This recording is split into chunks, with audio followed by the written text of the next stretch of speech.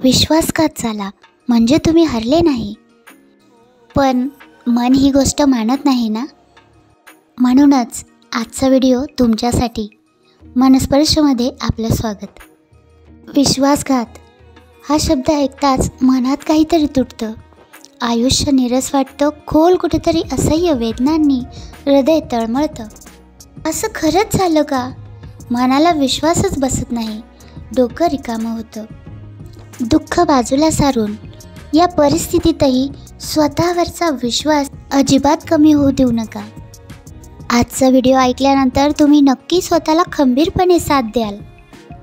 पण आता सध्या तुमचं मन दुखावलं आहे आणि त्यामुळेच आणि डोक्यात विचारांची गर्दी झाली.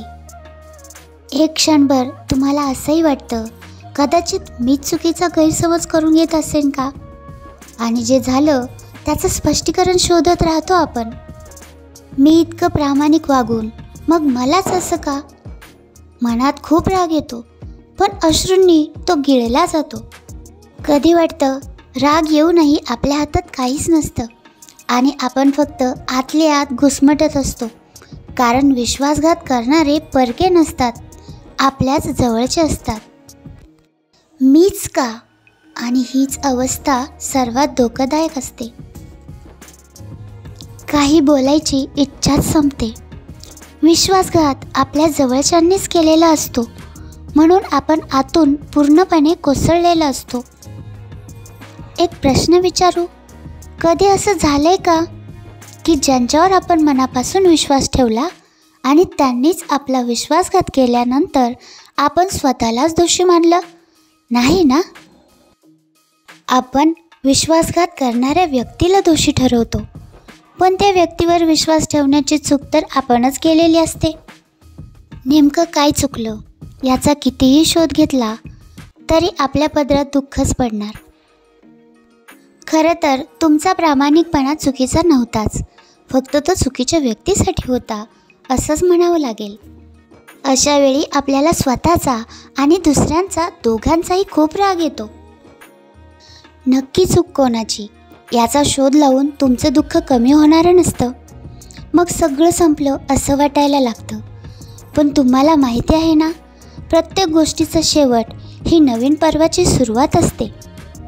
लक्षात ठेवा, तो शेवट नसतो, तो फक्त आपल्या नव्या रूपाची सुरुवात असते.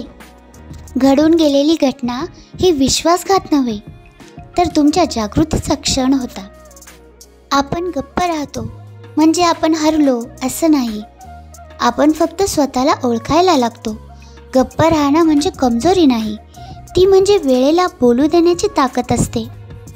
कधी काळी तुम्ही दुसऱ्यांसाठी स्वतःला बदललंय, त्यांच्या हसण्यासाठी स्वतःचे अश्रू लपवलेत.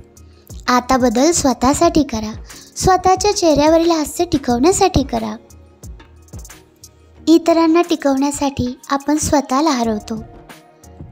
आता स्वतःला टिकवण्यासाठी स्वतःचा शोध घ्या. कधी कोणासाठी स्वतःला बदललंय ना, आता बदल फक्त स्वतःसाठी करायचा आहे. तुम्ही चुकला नाहीत, फक्त चुकीच्या माणसांसाठी खूप खरं वागलात.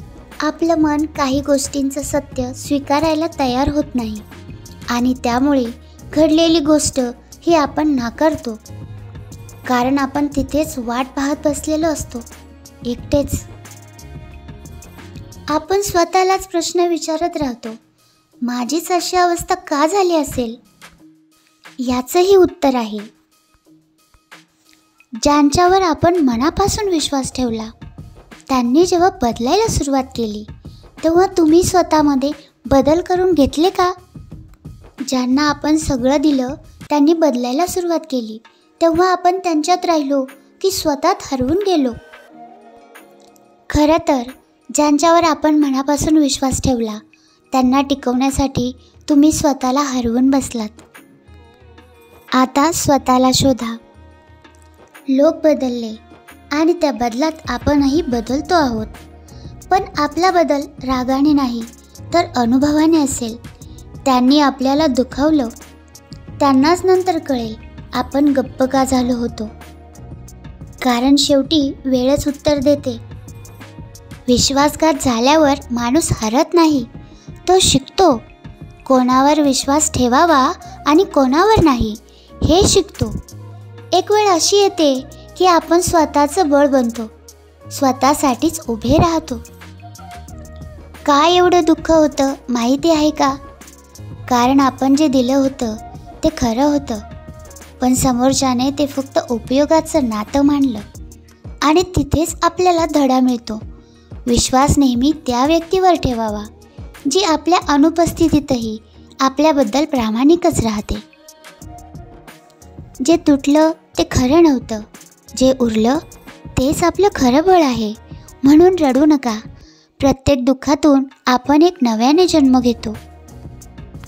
प्रत्येक आघात आपल्याला थोडं अधिक मजबूत बनवतो. सुरुवातीला वेदना होतात, पण नंतर त्या वेदनाच आपल्या बळाचं कारण बनतात. आणि मग एक दिवस आपण आरशात पाहतो, तेव्हा जाणवतं आपण हरलो नाही, आपण वाढलो आहोत. जी लोक निघून गेली त्यांचं ऋण मानावं, कारण त्यांनी आपल्याला शिकवलं की कोणाला गमावलं तरी स्वतःला हरवू नका. कारण शेवटी आयुष्य फक्त त्यांचं असतं जे स्वतःला पुन्हा उभं करायला शिकवतात. जे निघून गेलं ते आपलं कधी नव्हतंच, आणि जे तुमचं आहे ते तुम्हाला नक्की मिळेल. या जगात कायमस्वरूपी टिकणारं असं काहीच नाही. पण म्हणून याचा अर्थ असा नाही की आपण आनंदी राहू नये. जीवनाच्या प्रवासात आपण सगळे काही काळापुरतेच सोबतचे सहप्रवासी आहोत. काही आयुष्यात शेवटपर्यंत साथ देतात, तर काही मध्येच साथ सोडतात. पण म्हणून तुमचा जीवन प्रवास थांबत नसतो, तो आनंदानेच पूर्ण करायचा असतो. कुठलीही गोष्ट जोपर्यंत आपल्यासोबत आहे तोपर्यंत त्याचा पुरेपूर आनंद घ्या. नंतर दुःख करण्यात अजिबात शहाणपणा नाही. तुम्हाला अतिशय प्रामाणिक व्यक्ती हवी आहे ना? तुम्हाला मी सांगू शकते, अशी व्यक्ती जी तुमच्यासाठी कधीच बदलणार नाही आणि तुमची साथ कधीच सोडणार नाही. हो, हे खरं आहे. एक व्यक्ती पूर्ण प्रामाणिकपणे तुमच्यासोबत कायमस्वरूपी राहते, आणि ती म्हणजे तुम्ही स्वतः. स्वतःला ओळखा, स्वतःची साथ द्या आणि एक आनंदी आयुष्य जगा. आयुष्यातील ऊन वारा सहन करूनच कळीचे फूल बनते. अगदी तसेच आयुष्यात बसलेल्या चटक्यांमुळे कोलमडून न पडता अधिक समृद्ध, अनुभव संपन्न आणि मजबूत बना. स्वतःच्या चुकांमधून शिका. तुम्हाला स्वतःची प्रामाणिक साथ मिळाली की मग इतर कोणाच्याही साथीची गरज वाटणार नाही. या प्रसिद्ध ओळी खास तुमच्यासाठी. कळीसारखे उमलून फुलासारखे फुलत जावे.